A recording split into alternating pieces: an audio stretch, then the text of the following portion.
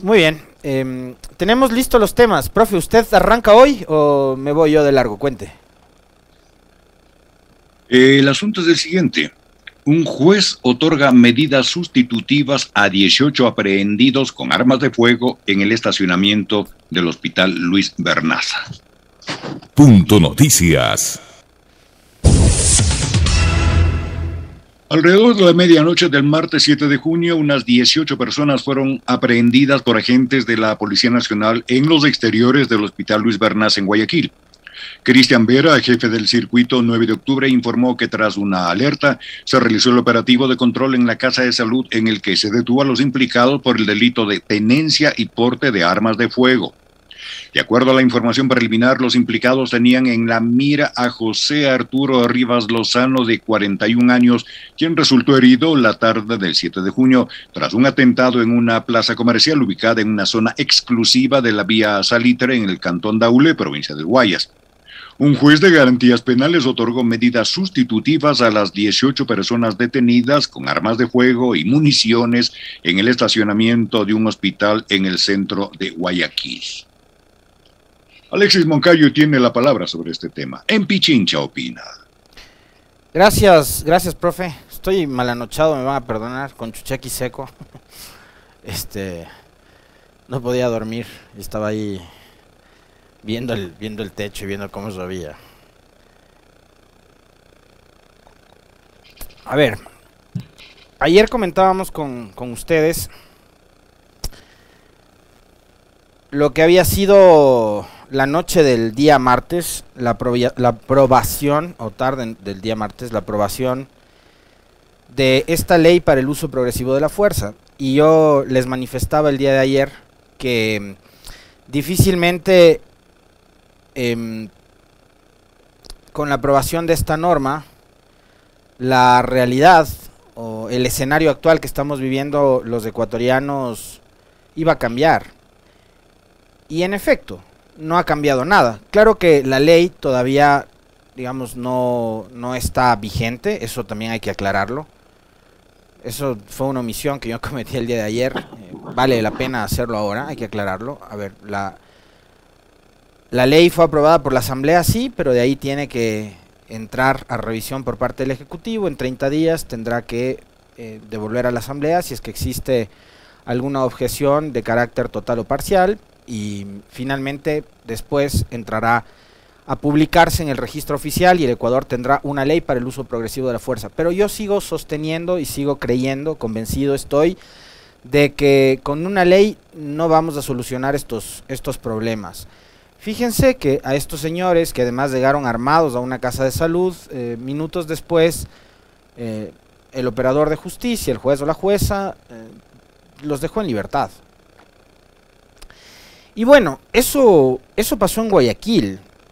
Ayer yo revisaba redes sociales y veía cómo colegas periodistas alertaban de que a sus respectivas esposas les habían asaltado en las calles de Quito. A una de ellas, tengo entendido, mientras viajaba en su auto. Desde acá expreso mi absoluta solidaridad con Fabricio Vela y con Javier Gallo y con sus respectivas esposas. A ellos dos me refiero. Leí sus cuentas de Twitter y en ellas informaban de que a sus esposas, a sus compañeras, pues les habían asaltado. No sé, imagino que en condiciones distintas, pero a la esposa de Fabricio leía que le apuntaron con un arma, iba con los vidrios de su vehículo cerrado, y en el tráfico que se arma en Quito, bueno, se acercaron dos delincuentes y le amenazaron con un arma y le robaron. Yo les decía a propósito de este tema ayer, bueno, ya tenemos ley, les voy a pedir a ustedes también que me digan, bueno, de cuántos robos, de cuántos asesinatos o casos de violencia se van a enterar a partir de la aprobación de esta dichosa ley. La cosa no va a cambiar porque tengamos o no tengamos una ley, definitivamente es así.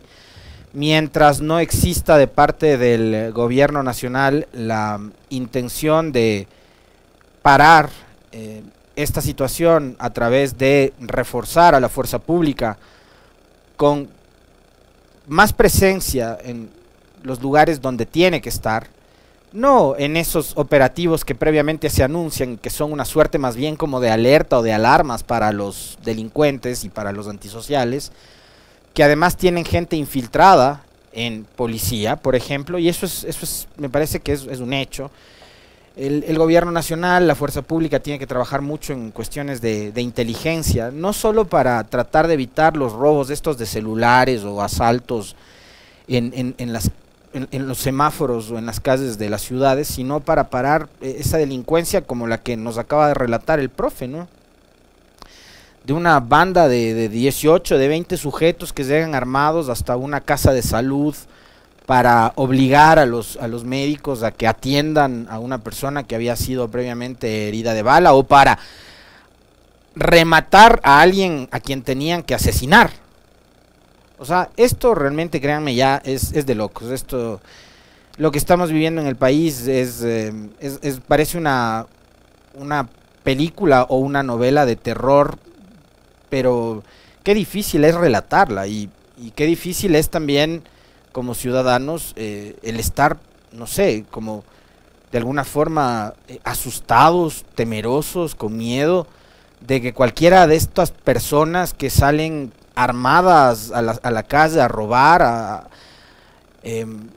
delinquir, se encuentre con alguien de nuestra familia o con nosotros mismos, ¿no es cierto? O sea, creo que los ecuatorianos lamentablemente nos estamos empezando a acostumbrar a vivir con miedo. Personas que, por ejemplo, prefieren ya ni siquiera salir a exteriores, no quieren salir a la calle, les da terror ir a un supermercado, ir a la tienda a la vuelta de la esquina porque tienen pánico de que les puedan robar. En esta ciudad se ha dado el caso también, un periodista, yo le relataba el otro día, que salió en horas de la noche a pasear a su perro y terminó asaltado. Entonces, bueno, si es que tenemos también autoridades que se cruzan de brazos y que no dan respuestas a todas estas urgencias, a todos estos problemas que estamos enfrentando los ecuatorianos, se va volviendo cada vez más complicado el escenario y creo que finalmente nos vamos a ir nosotros mismos obligándonos a acostumbrarnos a vivir de esta manera. ¿Y a ustedes les parece justo eso? A mí no me parece justo. A mí no me parece justo que ustedes anden con miedo por la calle. A mí no me parece justo que los ecuatorianos nos restringamos, por ejemplo, de, no sé, salir a una función de cine o de teatro en horas de la noche porque tengo terror que al salir del local de entretenimiento me peguen un tiro por robarme un teléfono celular. O sea, yo no quiero un país en donde a mi hija lo primero que se le ocurra al momento de terminar sus estudios escolares, colegiales, me diga quiero largarme del país porque en este país no hay vida, porque en este país no hay oportunidades, porque en este país ni siquiera hay seguridad para que tú, papá, mamá, mi familia puedan vivir en paz. Ayer conversaba con queridísimos amigos míos y esas inquietudes tienen con respecto de lo que está pasando, por ejemplo, con sus hijos, con sus hijas, ¿no? O sea, me quiero quedar a estudiar en Ecuador, pero tengo terror de ir a la universidad porque no sé si es que voy a regresar con vida. Y fíjense lo que ha pasado, ¿no? Estudiantes de colegio que terminan siendo violadas en los buses del transporte escolar, o chicos que terminan recibiendo disparos porque intentan asaltar los buses de transporte escolar, que además para poder circular tienen que pagar vacunas a los delincuentes que se han convertido ya en una suerte de propietarios del territorio y que se han repartido además el territorio como que si fuera un mapa político entre bandas delincuenciales, ¿no? O sea, la pandilla A controla de aquí a acá y la pandilla B de aquí para allá. O sea, yo me niego a aceptar esta realidad y me niego a normalizar todo lo que estamos viviendo. Me niego también a esta situación de adoptar medidas como una suerte de paños de agua tibia y de colcha de retazos, ¿no? Entró en discusión a partir del fin de semana la prohibición o la posibilidad de prohibir que 2 personas o más puedan transitar en motocicleta. Finalmente tengo entendido que ayer se emitió ya una orden. Voy a buscar por acá la nota. Una orden para prohibir que 2 personas o más puedan circular en motocicleta, ¿no? Ecuador prohíbe la circulación de 2 personas en moto. Obviamente hay excepciones. Se anunció este miércoles una nueva medida para menguar los índices de violencia en el país. Se trata de la prohibición a nivel nacional de que 2 personas circulen a bordo de una motocicleta. La disposición ocurre luego de que el directorio de la Agencia Nacional de Tránsito dio luz verde a la resolución que limita el uso de las motocicletas a una sola persona. El objetivo es normar las condiciones generales de la capacidad permitida de personas que se movilizan en este tipo de vehículos ante los hechos delictivos que se registran en el país, agregó la Agencia Nacional de Tránsito en un comunicado. Hay excepciones. No se aplicará la norma cuando se trate del traslado o movilización de el cónyuge o conviviente en unión de hecho, es decir, la pareja. Si se trata de hijos o hermanos, de personas con discapacidad, de adultos mayores, de mujeres o de menores de 12 años. Esta orden o esta disposición entra en vigor probablemente a partir de hoy en la mañana, cuando la resolución sea publicada en el registro oficial. La Policía Nacional se encargará de controlar esta disposición. Podría ser que entre a partir de hoy, ni siquiera eso está claro. Hay que estar pendientes, obviamente, de si se publica o no en el registro oficial. El director ejecutivo de la Agencia Nacional de Tránsito, Adrián Castro, indicó que se facultará a los municipios y mancomunidades o consorcios, que son los que se encargan, de acuerdo al COTAD también, del control del tránsito vehicular, para que emitan reglas complementarias siempre que garanticen la seguridad de los ciudadanos. Las medidas deberán sustentarse en informes técnicos, estadísticos y en análisis de su realidad local. Según datos que maneja la Policía Nacional, en el primer trimestre de este año, del 2022, en promedio se cometieron 3 robos al día a bordo de motocicletas, solo en la capital de la República. 3 robos al día solo en la capital de la República, con gente que iba a bordo de motocicletas. Entre tanto, en Guayaquil el 60% de los delitos fueron perpetrados a bordo de este tipo de vehículos. Además, un total de 220 muertes violentas fueron cometidas por personas que se movilizaban en motocicleta. Yo suelo andar también en motocicleta, pero claro, yo no soy sicario, ¿no? Creo que esto también, ojo y cuidado, sirva para estigmatizar a quienes vamos o van en motos, ¿no? Mucho cuidado con eso. Y lo otro, yo creo que toda medida, esta es una opinión muy particular, ¿no? Ustedes siéntanse en libertad de discrepar conmigo, como siempre.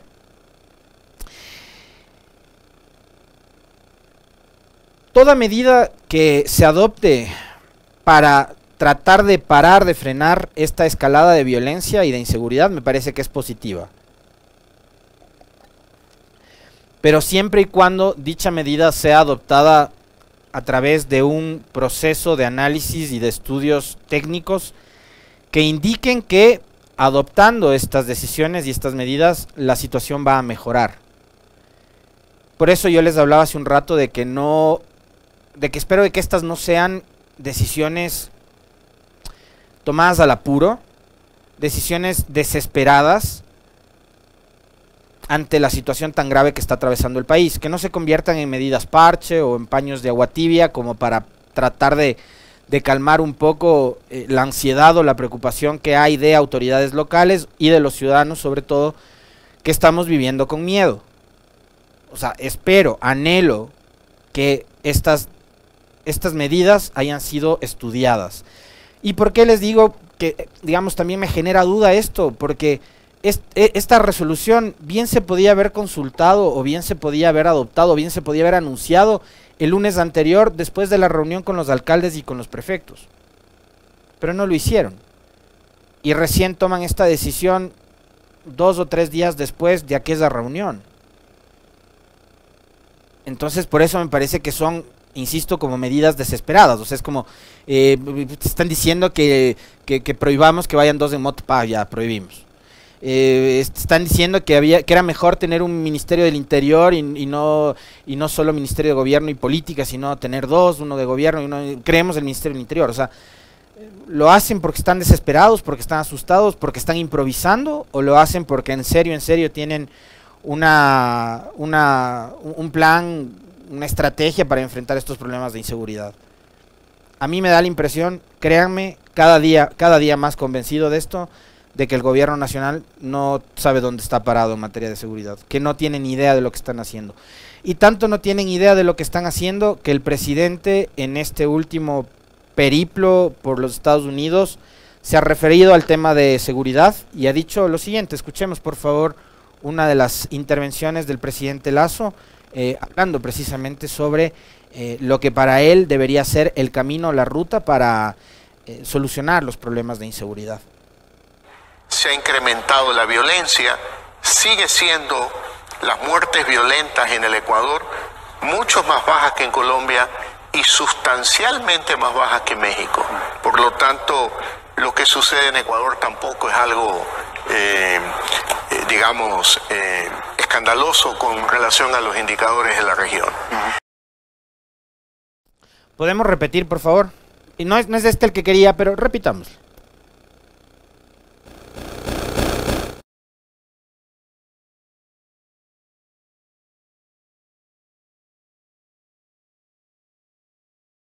Bueno, vamos, 7:19, a ver, no importa, ya.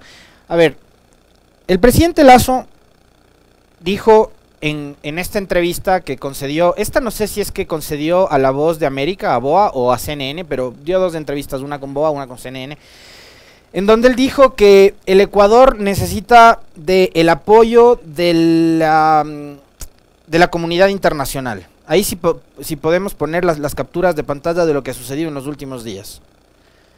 Y este era uno de los temas que se me quedó guardado ayer, que tenía un chorizo de temas para conversarlo con ustedes.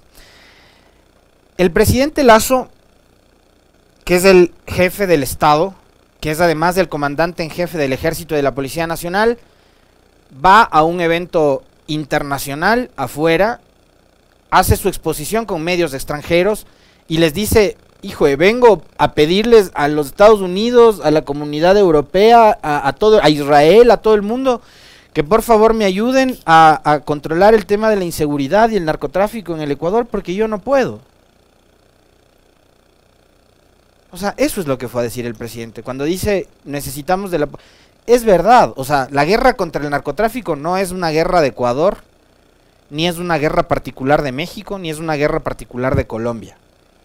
La guerra contra el narcotráfico indudablemente tiene que involucrar a todo el mundo, sobre todo a los países como los Estados Unidos, en donde se concentra la mayor cantidad de consumidores de droga que es producida en Colombia, en Perú, en Bolivia, en Ecuador, ciertamente, pero que es comercializada además a unos valores realmente brutales y donde es consumida en cantidades descomunales, es en Estados Unidos, en Europa, etcétera. Entonces, sí, creo que esos países tienen que involucrarse de manera integral y en una lucha en donde se empiece a discutir incluso sobre el tema de regular. No voy a hablar de legalizar, porque van a decir, ya está pidiendo que se libere el consumo de droga y no... Se van a asustar capaz, ¿no? O sea, yo sí estoy a favor de la legalización de determinado tipo de drogas. Yo no soy precisamente un consumidor. No para nada, en lo absoluto, pero yo creo que debería la comunidad internacional empezar ya a debatir sobre estos temas, que fíjense ustedes, aquí lo hemos conversado, la última vez lo hicimos con Fernando Bustamante, por ejemplo, con Gustavo Zalk, hemos hablado sobre propuestas que han tenido su origen en personajes de corte internacional como Bernie Sanders en los Estados Unidos, quien es un senador demócrata que permanentemente está hablando de la necesidad de legalizar el consumo de determinado tipo de drogas y en determinadas cantidades. Acá se elaboró una tabla para no criminalizar al consumidor y para al consumidor empezar a tratarlo desde una perspectiva de salud pública. Pucha, y pusieron el grito en el cielo. ¿Quiénes? Los que hoy están gobernando. Y los socialcristianos, que se opusieron al establecimiento de esta tabla porque querían criminalizar a todos, incluidos a los consumidores, que son unas víctimas del narcotráfico. Los consumidores son unas víctimas, como sus familias, son unas víctimas de este problema, ¿ya? Entonces, si va por ahí la perspectiva del presidente, yo estoy de acuerdo con él. Pero si lo que fue a decir es, vean por favor, dónennos, como lo que ha pasado estos días. La Embajada de los Estados Unidos publica en sus cuentas de Twitter, y lo hizo también la Policía Nacional, como parte del compromiso para fortalecer a la Policía Nacional, el gobierno de Estados Unidos entregó una donación de $850,000 a la Policía de Ecuador y al GOE. La donación incluye 19 vehículos, 8 computadoras, 4 impresoras y equipo táctico para ser utilizado en las zonas de mayor criminalidad. Yo no me opongo a la colaboración internacional. A lo que me opongo es a ceder soberanía con base en la entrega de dádivas o de limosnas. Y una donación de $850,000 para comprar 19 carros, 8 computadoras y 4 impresoras, a mí me parece que es limosna. Si quiere, presidente, o sea, por eso le digo, si lo que usted fue a buscar es una asesoría, una asistencia y coordinación integral para combatir el problema del narcotráfico, yo de acuerdo, pero si lo que fue es a pedir a gritos que le ayuden a controlar la seguridad o la inseguridad en el Ecuador, me parece que estamos yendo por el camino totalmente equivocado. O sea, esto a mí me genera una enorme preocupación porque, les insisto, lo que está demostrando el gobierno y el presidente Lasso es que no tienen idea de qué hacer con la seguridad. Y esta preocupación muy particular que tenía desde hace rato se profundizó todavía más cuando su ex aliada, la alcaldesa socialcristiana Cintia Viteri, que pedía a gritos que voten por usted, presidente Lasso, dijo el pasado lunes al salir de la reunión que ustedes no tienen idea de qué hacer con el problema de la inseguridad. Entonces, si sus aliados en la elección del 21 dicen que ustedes no tienen idea, estoy convencido de lo que hasta hace algunas semanas atrás era simplemente una percepción mía, que podía partir de el sesgo, de la falta de confianza que yo tengo en su gobierno, que eso es real, ¿ya? Pero ahora me lo ha confirmado una alcaldesa que pedía a gritos que votemos por usted. Y usted va ahora a los Estados Unidos con todo su gobierno a pedir a los Estados Unidos, a la comunidad internacional, a Israel, a Europa, por favor, mándennos avioncitos, helicópteros, carros, patrullas, chalecos, cascos, etcétera, porque nos están matando. Cuando usted debería ser el que se siente acá con policía, con fuerzas armadas y diseñen finalmente un plan de seguridad que pueda ser implementado en el territorio nacional. Pero para que ustedes implementen ese programa de seguridad y que ese programa de seguridad además sea eficiente y arroje resultados, lo que necesitan es meter plata. Y a usted, está demostrado, presidente, no le interesa invertir en lo público porque su combo, su gazada, creen que eso es gasto. Y es gasto innecesario. Entonces ahí estamos fritos. No va a haber ley, ni va a haber donación de impresoras que nos salve de que nos maten. El video, lo que dijo el presidente, ¿no? Porque además en el video que yo pedí, el otro hablaba de establecer o de instalar una suerte de Plan Colombia versión Ecuador. El Plan Colombia que se estableció durante el uribismo en el vecino país y durante los gobiernos de George W. Bush y de Barack Obama, tenía como objetivo el reducir la cantidad de hectáreas o de kilómetros de plantaciones de coca. Y lo que sucedió fue que, más bien, se incrementaron esas hectáreas, a la par que se incrementaron también las violaciones a los derechos humanos de campesinos y de ciudadanos colombianos que en muchos casos se vieron obligados a abandonar sus territorios y venir, por ejemplo, en calidad de refugiados al Ecuador. El Plan Colombia fue la principal estrategia del gobierno de Uribe para combatir el narcotráfico, tuvo respaldo financiero y militar del gobierno de los Estados Unidos, estuvo vigente por 15 años hasta que fue reemplazado por otro programa llamado Paz Colombia durante el gobierno de Juan Manuel Santos. El plan fue, según la definición del gobierno colombiano, una estrategia para luchar contra el narcotráfico, fortalecer la institucionalidad, recuperar la seguridad, consolidar el desarrollo social. Sin embargo, mientras estuvo activo no logró reducir las plantaciones de coca y aumentaron, como les decía hace un momento, las denuncias de violaciones a los derechos humanos. Las fumigaciones con glifosato, ¿ya?, que no discriminaban, fumigaban campos que eran plantaciones de coca, pero del lado ecuatoriano terminaban fumigando plantaciones de palma, de coco, de maíz o de lo que sea, porque las aspersiones también llegaron al lado ecuatoriano y hubo denuncias de parte del gobierno de Ecuador de aquella época, el gobierno de Correa, de que se estaba violando el territorio nacional y de que estaban contaminando con glifosato los sembríos del lado de Ecuador. Bueno, la propuesta del presidente Lasso hoy es un plan Ecuador, similar al del plan Colombia, sin tomar en cuenta que los resultados en Colombia no fueron los más alentadores, no fueron los mejores. Y otra cosa, sobre el video que acabamos de ver. Resulta que al presidente Lasso prácticamente tenemos que darle las gracias. ¿Se dieron cuenta ustedes con quién nos comparó en materia de seguridad y muertes violentas el presidente Lasso? Ha dicho, ojo, no hemos llegado a los niveles de violencia de países como México o como Colombia. Pero presidente, usted está esperando llegar a esos niveles para empezar a preocuparnos. O sea, los ecuatorianos estamos viviendo con miedo.